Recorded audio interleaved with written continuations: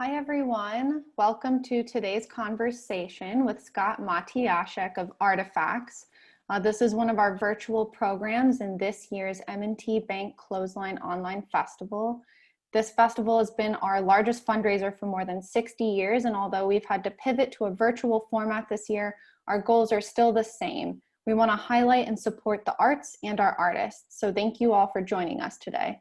And I just want to mention a few housekeeping items before we get started.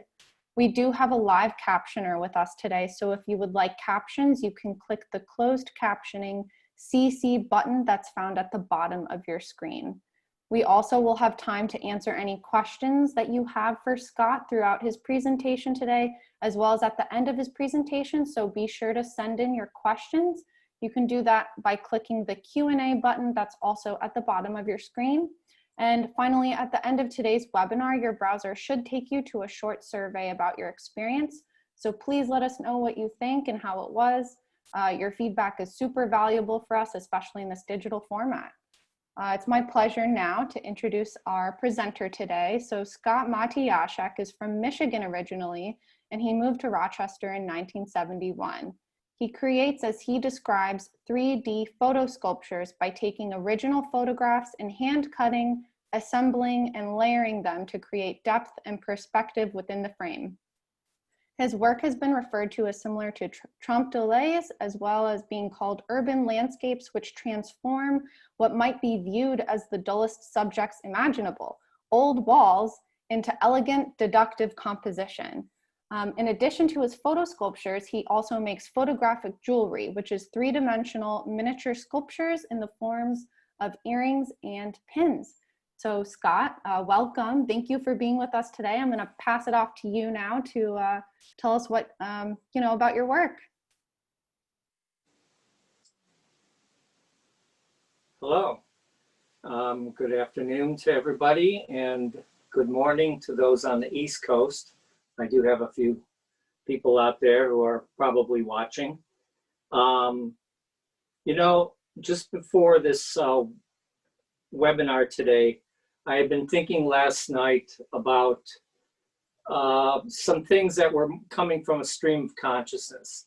And although they're indirectly related to what I do, there was an interesting tie-in on some things. I just wanted to mention a couple like historical things. Like most people may or may not know that the first camera was invented in 1816.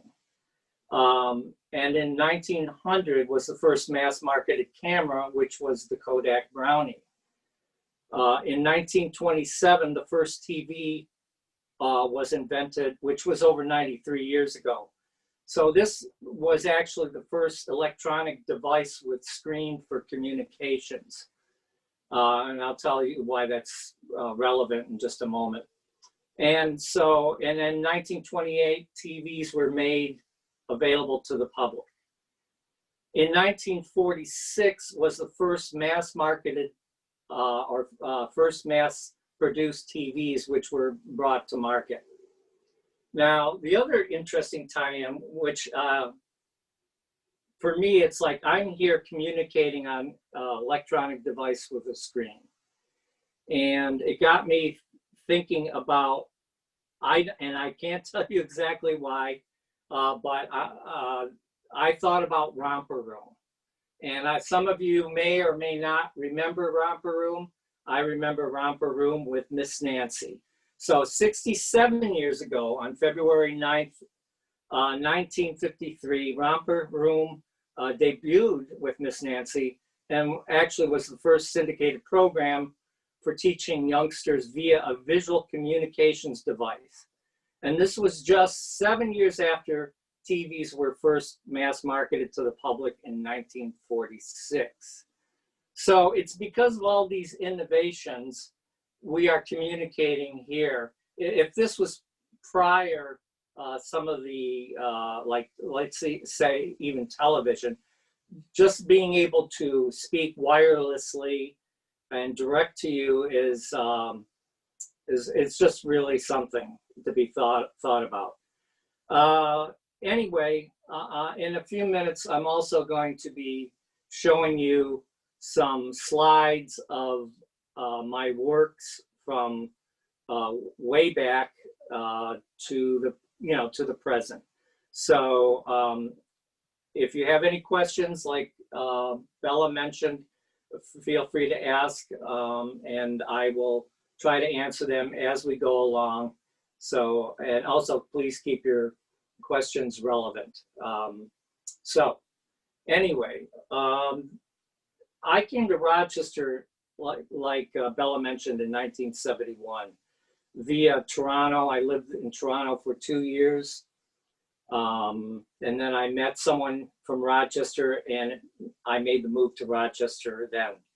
At first, I was involved in music, and which I was involved in music for many, many years as an onstage musician, playing guitar, some keyboards, and doing a little background singing.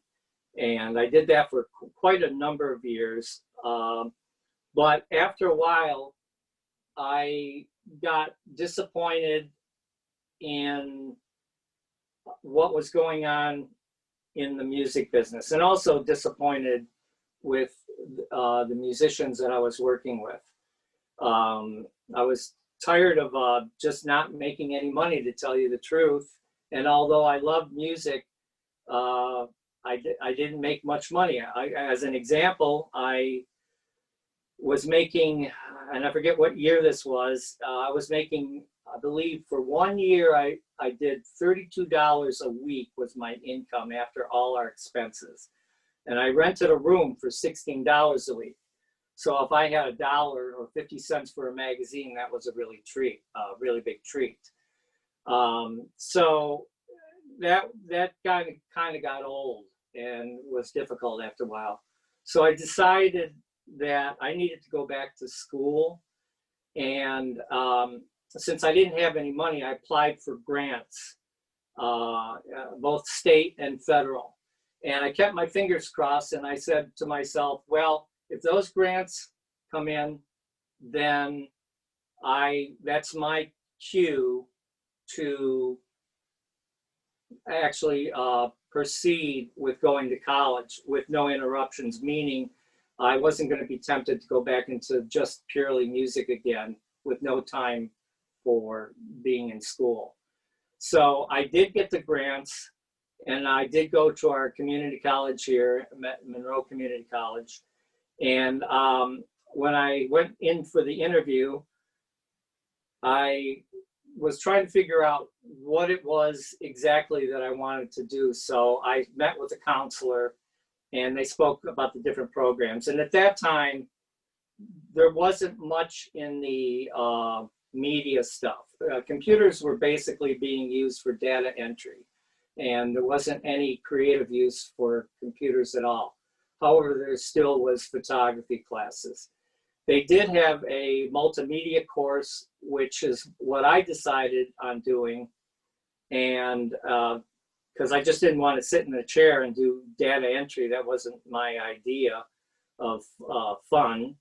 So I took a whole series of class like graphics and graphic design, printing, and photography was one of the classes. Now, photography was the last thing that I thought I would be doing for a living. I mean, I liked it. It was fun.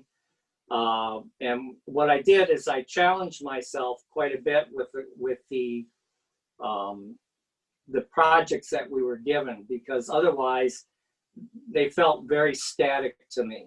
So I always was trying to think out of the box to entertain myself, if not for any other reason.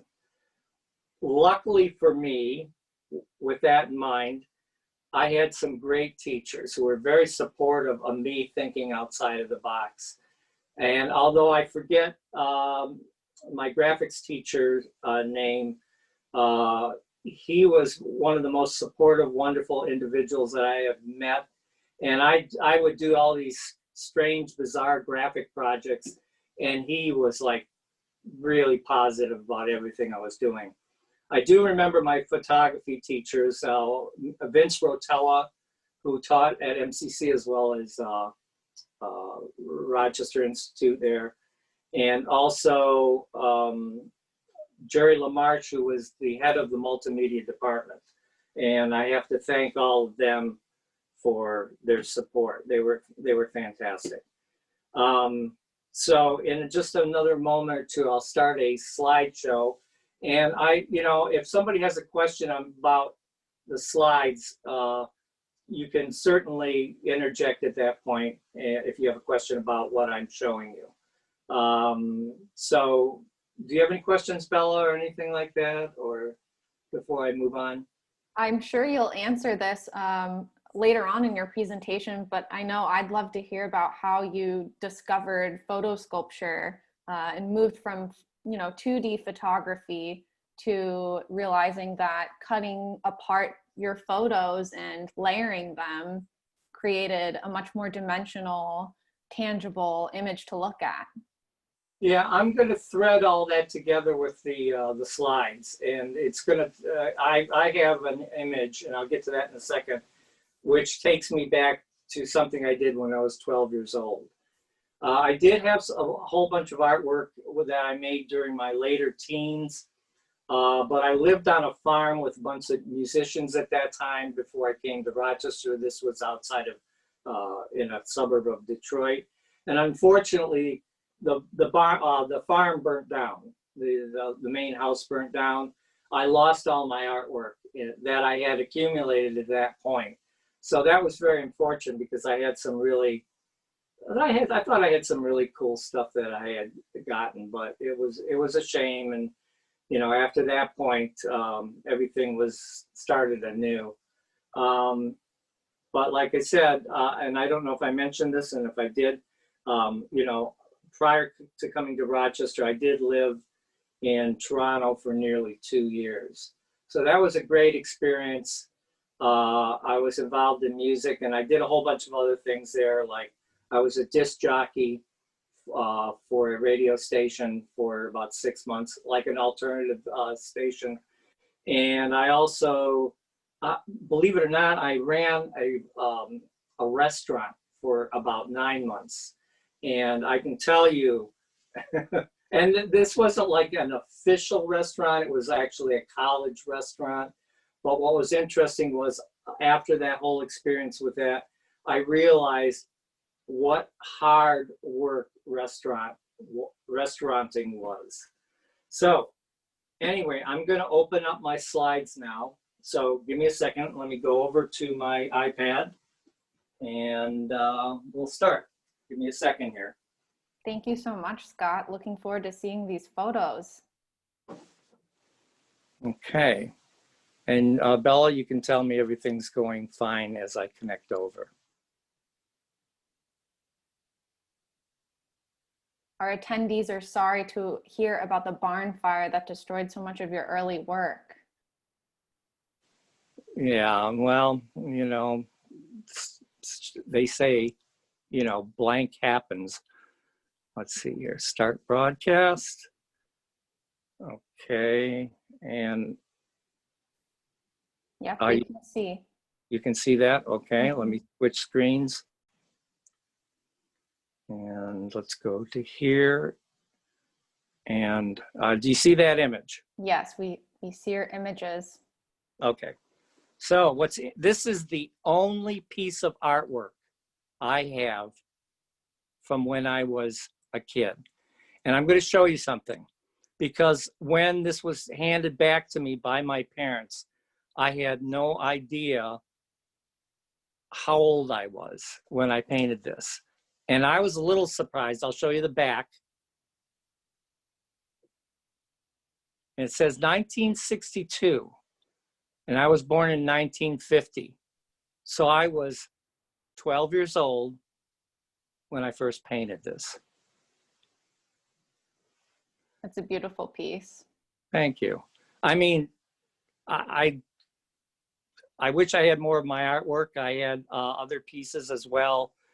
But actually, the school had a show of all these, you know, pre-teen artists who submitted stuff. And I sold a piece or two. I wish I had one of those, because I can remember one in particular. And unfortunately, I don't have that, nor did I take pictures at that time. So I'm lucky I have this particular one. So let's move on. This is okay, so I'm going to show you just a series of 4 or 5 doodles, because a lot of people just think of me as a photographer. I don't know if I'm necessarily a great drawing artist, but this was a very, very old doodle. And unfortunately, I don't know when I did this. I'm guessing I did this in my early 20s, or it might even be something a little earlier than that. But that's one piece. Okay. And so, you know, these are some more just sketches, doodles. Here's a couple dragons that I really liked. So there's that one. And let me see here. Yeah. So I liked to work in a particular medium, which was either, believe it or not, Bic pens, or in this particular case, with this little alien creature, this was all colored pencil. And I used to like to work with Rapidograph, which I'll show you in a second. But I took this into a school to show some students, and the teacher was very surprised on how vivid this was, considering I used colored pencils. And I told her it was only because I pressed down so hard in the dense regions and got this sort of really thick, vibrant color. So, so there's that. And this is some more of my doodles. This is my accordion man coming out of a cannon. Don't ask me what I was thinking, but this was a Bic pen. And this is my little guy. This was probably unfinished. This was another doodle. And there's this one. This was just a little quick watercolor doodle. You know, nothing special, but I thought it was kind of fun.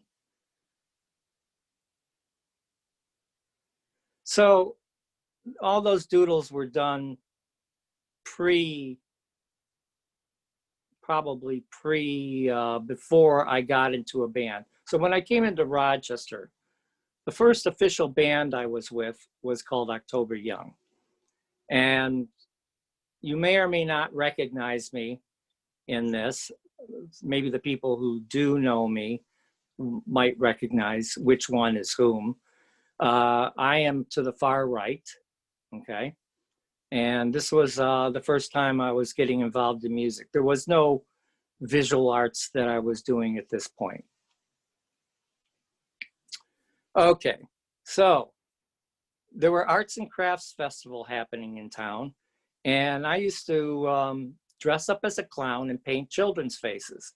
So you can say, after being in the band and before I was even going back to school again or college, I was doing art, but in a little different way. So that's me as the nicey nice clown.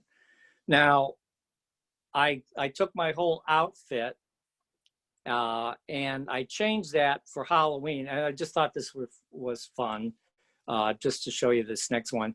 The next one is Psycho Clown that I went out for Halloween as. That's quite a change. Yes, and from, you know, oh, little casual, nicey nice to, you wouldn't want to meet me in a dark alley. So actually, what I did is I actually had a bunch of, I went to a Salvation Army and I bought all the worst mismatched clothes you could possibly imagine. And I painted my face in a very sardonic way. Okay, so when I was in MCC, besides doing projects there, I did a couple side projects. And this was actually, this may be the first three-dimensional piece that I ever did before I was doing it with photography. This I used letter sets, some white cards that I cut by hand, and I colored the hearts with, can't remember what I used for the coloring. Each of the cards were on a separate piece of glass. So even though you can't see it here, from the far right to the left, they recede to the background. And this one's called Full House Final Play. And there's a whole story behind this. I won't get into it because it's too long, but this came as a vision of the 33 and the 3/6. Okay, so I'll let you guys ponder on that. And then another piece I did called Community, which was just, by the way, this, okay. That one here was in 1983, okay? Wow. And then a couple years later, let's see if we can see this here. Oh, this doesn't want to spread for me. So this was, I believe this was 2 years later. And again, though you can't see it, these were very tight pieces of glass, maybe 3 layers. And I did this construction, I call it a construction, because I'm using letter set paper, I believe. And also I did some airbrushing with magic markers to get the misty effects. I also used letter set lettering to create lines and little shapes like those circles there. Okay. So anyway, that was my other kind of experience preliminarily into doing 3D work. Then when I was in MCC and I was taking photography, I started playing around just with assignments. So the band that I used to work for, which I worked simultaneously while I was in school, was called The Untouchable, which was kind of a big band, rhythm and blues, swing, rock and roll type band. So I'm not the greatest, admittedly, I'm not the greatest portrait photographer, but this was for class. I did the photography and I also did the logo design for this. Very cool. And this was actually to the far left on the back there is Vince, our sax player, and this was a single shot of him I did a photograph of. Again, I'm not thinking of anything in particular as far as becoming a photographer. My whole idea of going back to school was to possibly become a graphic designer. So, you know, this was somebody in my class, a classmate. I was asked to do a portrait for this young woman, and that's that. And then we started getting creative, and I had some props hanging around, and I had an old mannequin head, and I believe that's my hand back there. I don't remember. It could have been somebody from my class, and I forget what kind of machine that is. But I guess this was a project, you know, for that class. I'm not sure exactly what it was about, but. Also in the graphic design class, we were asked to do different types of things. This one's called Compliments of the Chef. And it was just kind of a fun, kind of whimsical piece, doing some colored pencil. And some of that was ink on cellophane and what have you. So there's that. I did the logo. They probably don't use it anymore for WBER. And this was the logo that I designed for them.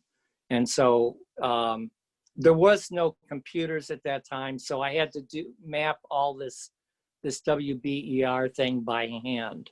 And then I created this little guy. I love it. The Atom guy with the mohawk. So let's see, what do we got here? And then this was, except there's a line under ambition management that actually was taped in there. I didn't have a final copy, but this was a logo designed for ambition management, which they ended up paying for and using. And I did some logo design for a few different people. I did some photography for bands. And so while I was in taking photography class, this was one of the first shots that I might call artistic. And this was actually in Florida, St. Augustine.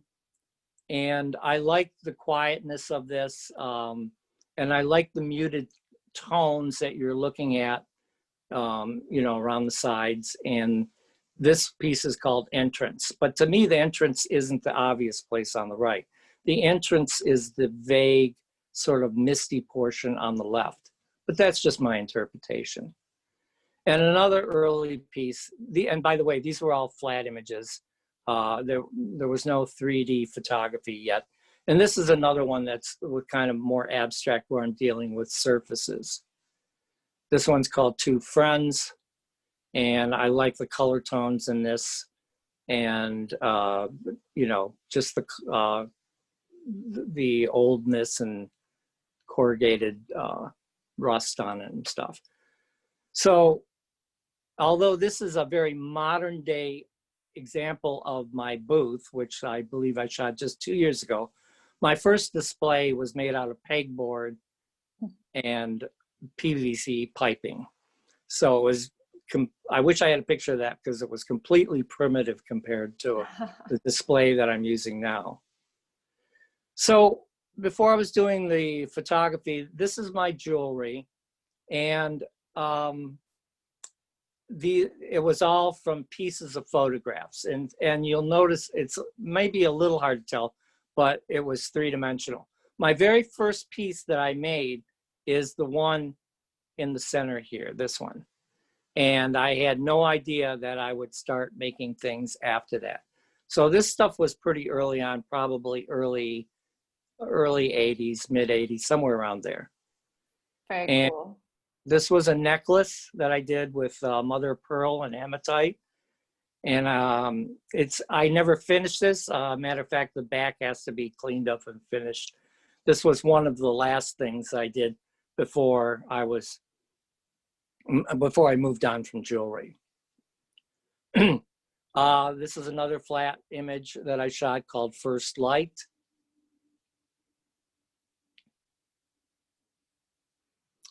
And this one's called Escape from Buffalo, which is exactly what it was. It was a fire escape from Buffalo. This, the whole idea of this was to create movement. So I shot it at a strong angle, which you'll see in some of my other photographs as we go along. Sometimes they're just very symmetrical and static, but I wanted to create motion. So I shot it, like I said, at that particular angle. This one called Steps was in Florida. I was walking by a house and there was a gentleman painting, an older gentleman painting his house white. And he hadn't gotten to this part of it yet. And I went up to him and I said, can I photograph this corner of your house? And he looked at me thinking like, why? And he says, well, you might want to wait until it's all painted because I'm painting it nice and white. And I said, no. Can I shoot it like it is? So this has a very painting-like feeling to me. And I love the colors in that. This was a little more, when I shot this, I heard a voice in my head singing, someone's in the kitchen with Dinah. Okay, and that became the title. And this incidentally became one of my early three-dimensional pieces, which I don't do anymore, but that was one that became 3D. This was a flat image, never went to 3D, and this was out of my torn paper series. I went to a paper recycling plant and shot torn paper just like it is. This was called Waves of Grace. This is another torn paper one. This was also torn paper. And by the way, these aren't doctored up. These are just like I found them. Wow. Scott, I have a question. Sure. So these flat images, there's a lot of texture in them. Are these photos that you took before you started to get into your 3D sculptures? Yes. Okay. Yeah. That's really cool. This was prior, except for the dino one. The dino one was a little later. But like this one was a rock formation in Arizona. Now, that's because of the wind and rain over hundreds of thousands of years sort of, smoothed it all out. But I love the movement. There's a sensuality in this piece, which I really like a lot. This is a more, just kind of a mysterious kind of feel. I think I shot this in Canada, but I like the way the light's coming in through the window and the silhouette. This one, although it's hard to tell, was an interior ceiling view of a Frank Lloyd Wright church in Phoenix, Arizona. And the colors you're seeing are actually behind each one of the V's, there's stained glass windows. And I sort of moved the camera to a position where you didn't see the stained glass windows, but you saw the colors that were coming through them. And that was shot in Prague. This is another originally intended flat image. Now, this one marks the first one that I did in 3 dimensions. I like this piece. I wanted to do this in 3D, and so I started cutting up pieces, and I only made one 3-dimensional that year. Then I started doing a whole series after that, which was wall graffiti. Now, this is from my own collection. I always liked this one. And although you can't see the 3-dimensional effect, this is all hand cut and layered. Wow. And then I started doing this with my photography. This is one where I had the going through the doorways, kept going further back, doing hand cutting. So this was a fairly simple piece to actually cut. Now we're going to get into today.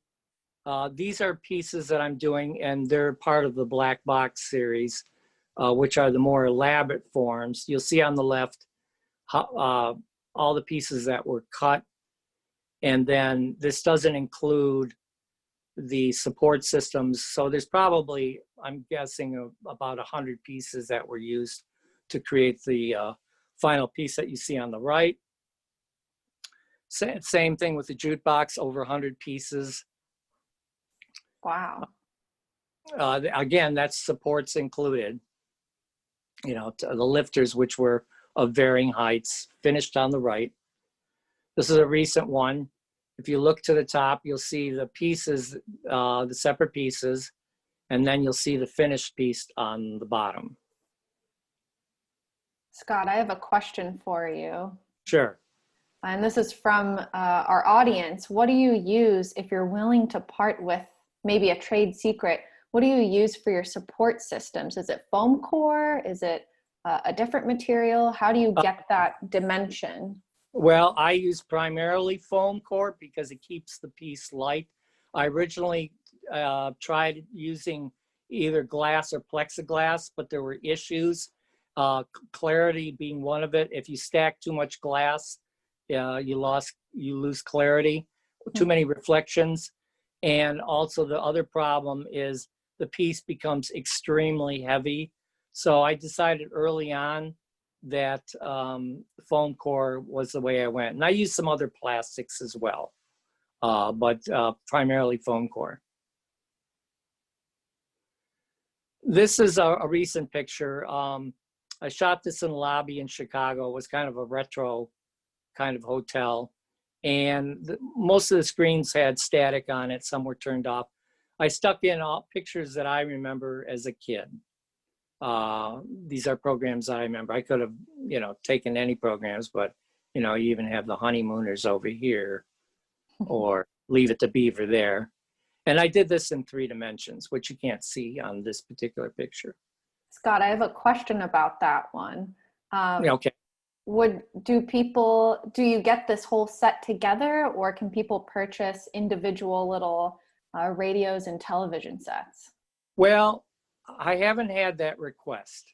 I could, but it would probably be a special order only, and that would involve some more work. It's intentional more intentionally done as a grouping. I hope that answers the question. It does. Very cool. This I shot in Florence, Italy. Again, using dynamics. Instead of shooting it straight on, I wanted to show the power and the majesty of the building, the Duomo. This one was shot in Prague. The colors were fantastic. I just love the detail in this particular piece. There's so much going on. This I did as a 3D piece. This was very complex to do as a 3D piece. That one does look complex with all the small lines. I mean, there's just so much there to work with. Yeah, well, it also became a pain, and I decided that I wasn't going to do it. And this one I also did at a 3D. This one I believe was either Paris or Prague. Wow. Now this is a little different. If you look at it, I'm doing some distortion here. This is something I'm experimenting with. This one will become a 3D piece, but it'll have more of an abstract nature to it. Almost kind of have a slight surreal feel to it. Is that something that you're exploring right now with your work? I'm going to begin to do that. This is just, I'm just creating a few pieces image-wise first, and then we have to make some prototypes. Very cool. Okay, and I'm going to go back to the black box series. I should probably move this along a little bit. This I shot in Italy. This is a three-dimensional black box series. This was shot in Santa Fe. And I did a series, which you're going to see next, of old doors, which are great for textures, and they're good subject matter for doing 3D. That's Santa Fe.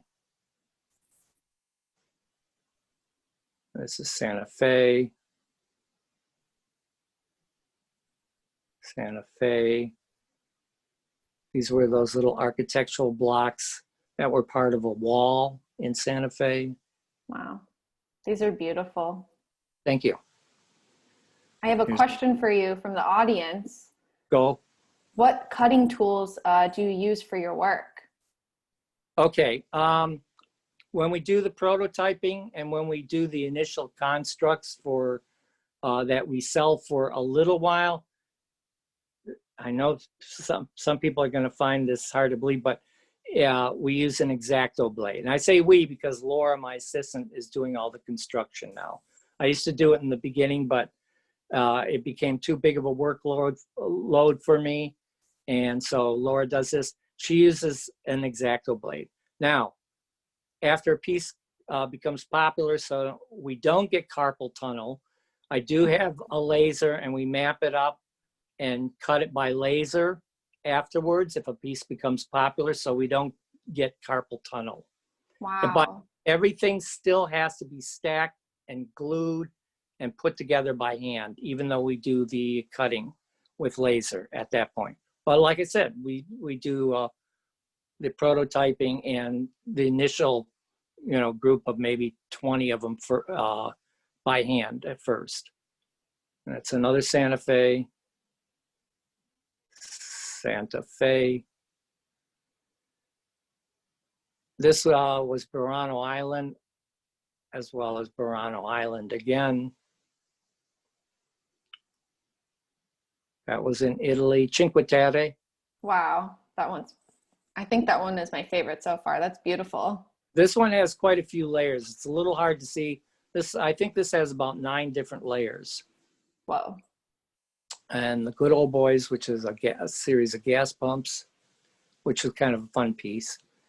And this one, that was the engraving on an old mission door south of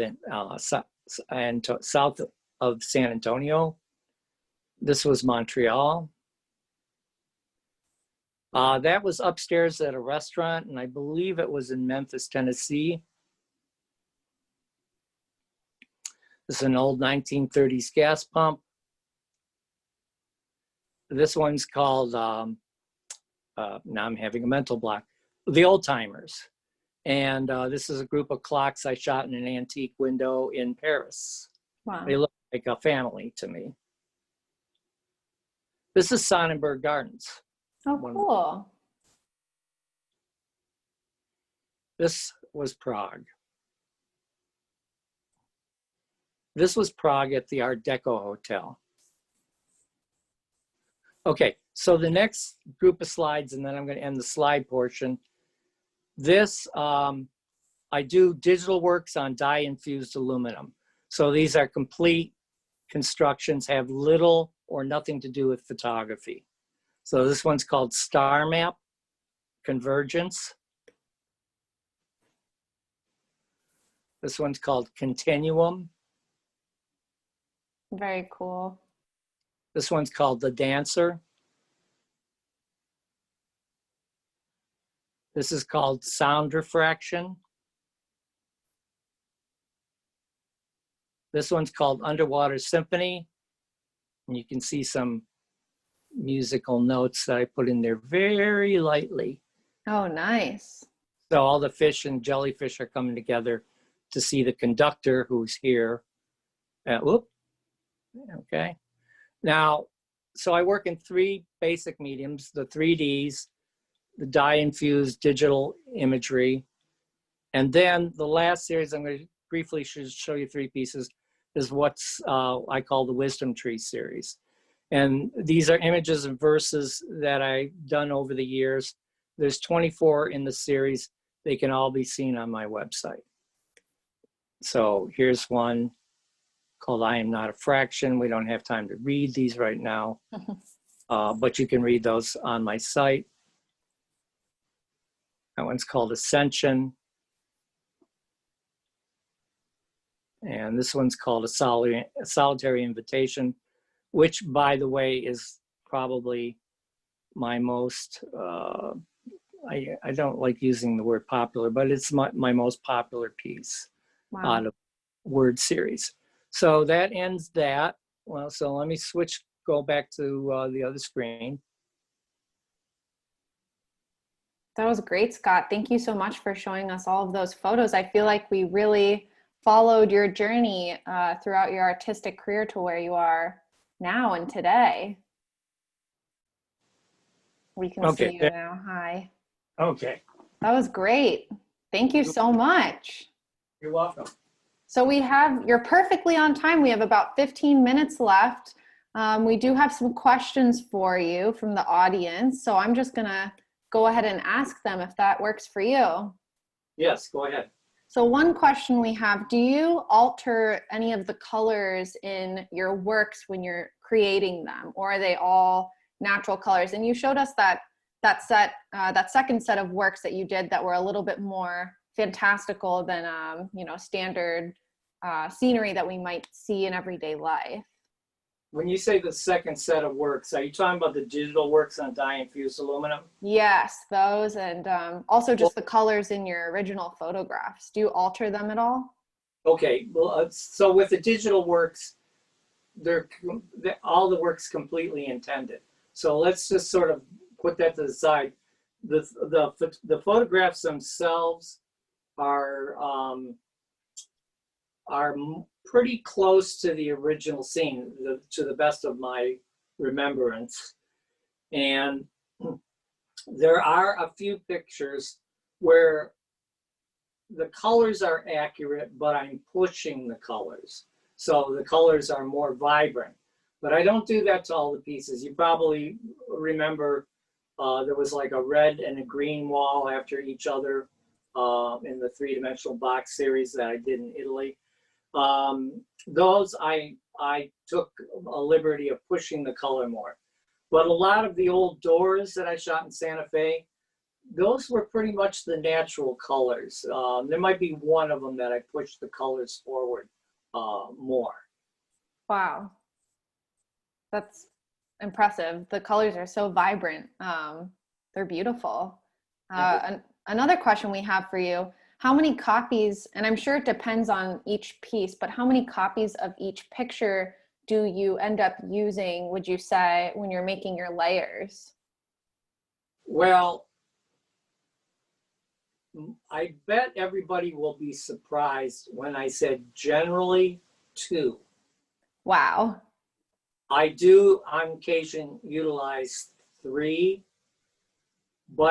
and when I'm using 2, I get very inventive on how they're cut and how they're layered. Now there are a couple trade secrets where I sort of, if I'm only using one little tiny piece of a certain layer, I might print it on a background layer where you will never see it, so I can cut that out and bring it forward, so I don't have to use a whole sheet just to do a little tiny piece. So they're like tricks of the trade that I use, but a lot of the way I approach it is by doing things that are perceptually seem to be more than what I'm actually showing you. In other words, it looks like I'm creating more layers, more sheets of paper than what you might think I'm using. I hope that answered the question. Yeah, no, that definitely was a perfect answer. Another question for you. What do you wish people knew about your artistic process?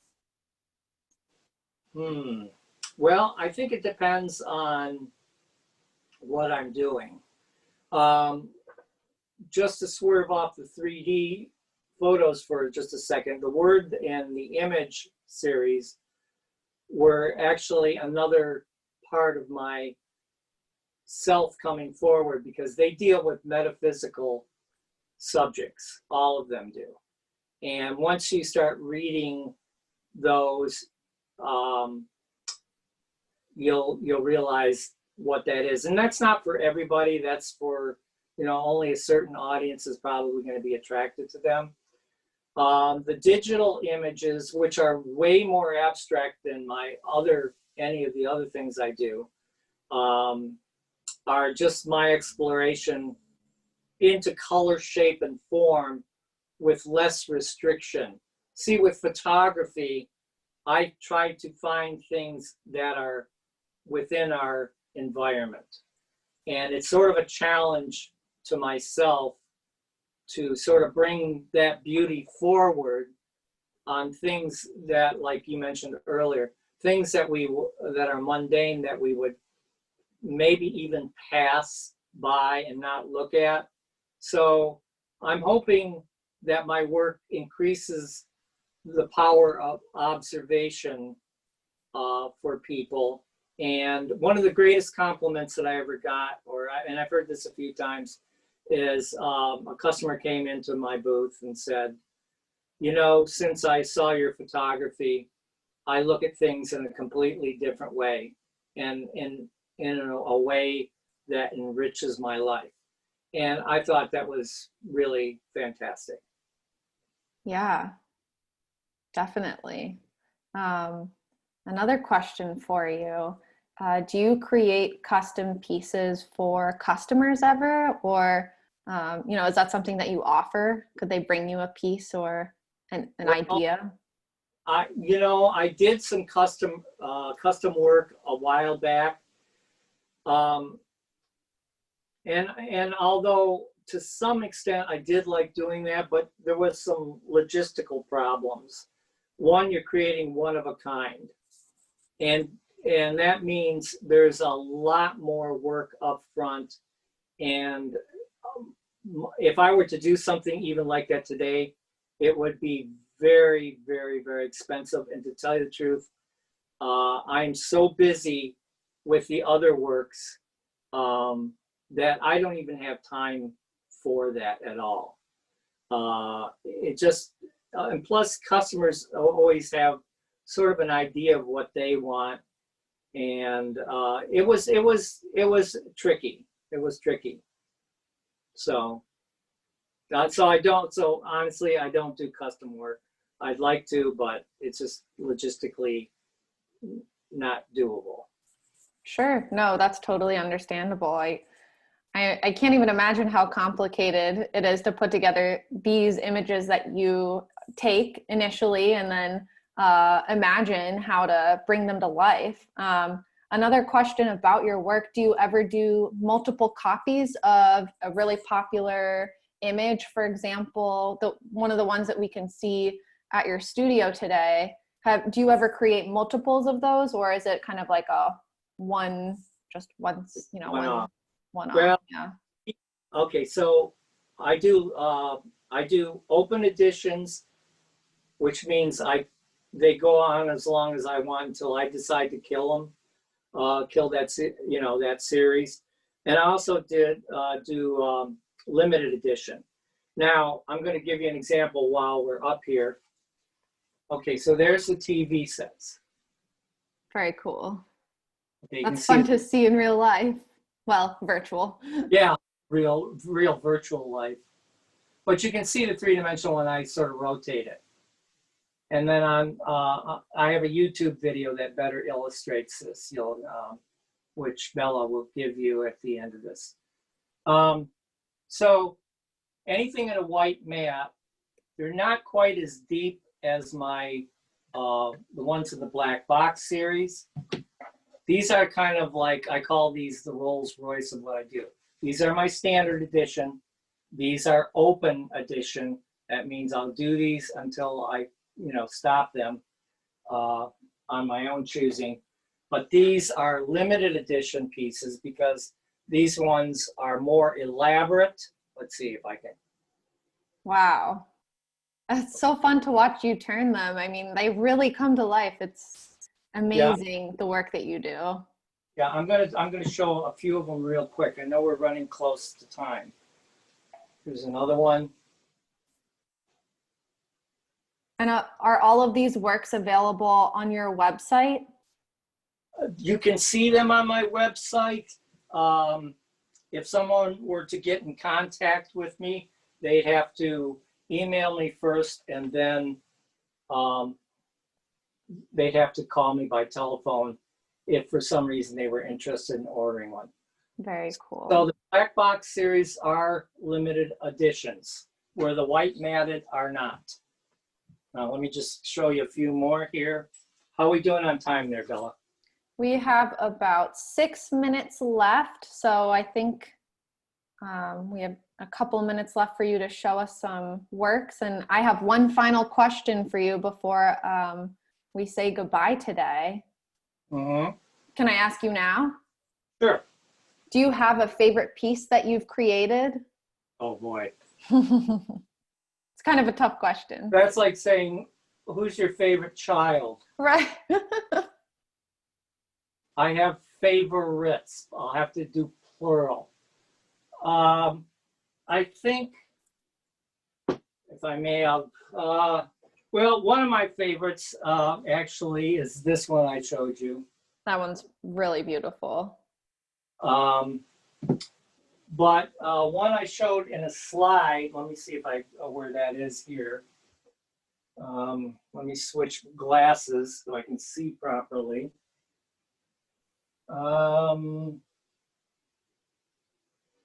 Okay, and I think there's a simplicity, but the colors and textures in this are quite beautiful, and that's one you saw. Yeah, that one is beautiful. And it's nice with the glass too. I can imagine how much more beautiful it would be to look at it in person. Oh yeah, I mean, I'm getting too many reflections here in the room. I do use, in the black box series, I use more expensive materials. Like I use museum grade anti-glare glass made by TrueView. The backgrounds are actually a black suede matting. Wow. So they're more expensive than just my standard edition, which are the white matted ones. So this is one of my favorite. Let me see if I'll try to grab maybe just one more. And before you tell me, I'm going to sign off in a second. Oh God, there's so many of them. I mean, yes, this one you saw. That one's great. The colors in that one are just mind-boggling. Plus, this has a ton of parts in it. Now, this one I pushed the color a little bit because I really wanted those colors to come forward. Well, Scott, we're just about out of time, and I'd love to share your information with our visitors today so that they know how to get in touch with you to learn more about your work. Thank you again so much for spending this hour with us and showing us your journey as an artist and telling us about your work. It was a really special program that we had with you today. I'm just going to share my screen real quick so that I can put Scott's information up for all of you. So be sure to support Scott Artifacts online. You can contact him directly to purchase from him and to place any orders that you have. Here's his phone number, his email, and his website. You could reach out to him. Like he said, it's maybe best to give him a call if you'd like to purchase one of his works. I recommend visiting his website so that you can see more of his works available.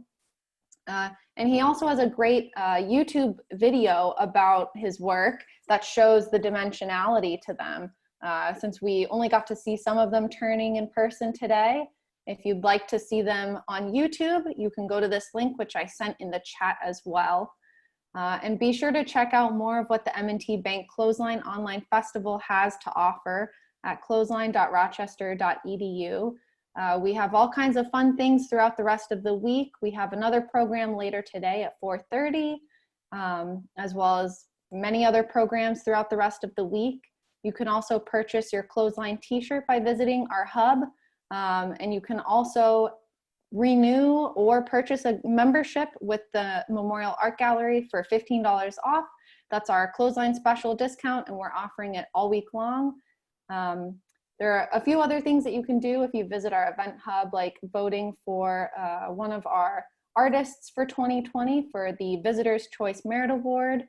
We're offering that, and we'll be giving that award out at the end of the week on Friday. So be sure to cast your vote. You can find the survey to cast your vote at our event hub. And we will be providing a recording of today's webinar. So if you'd like to watch again, or if you know anybody who is unable to join us live, that'll be available soon. Scott, thank you again so much for your presentation today, and thank you to our viewers for joining us. Thank you. And I hope to see you guys throughout the rest of the week. Thank you. Thank you very much. Thanks, Scott. Bye, everyone.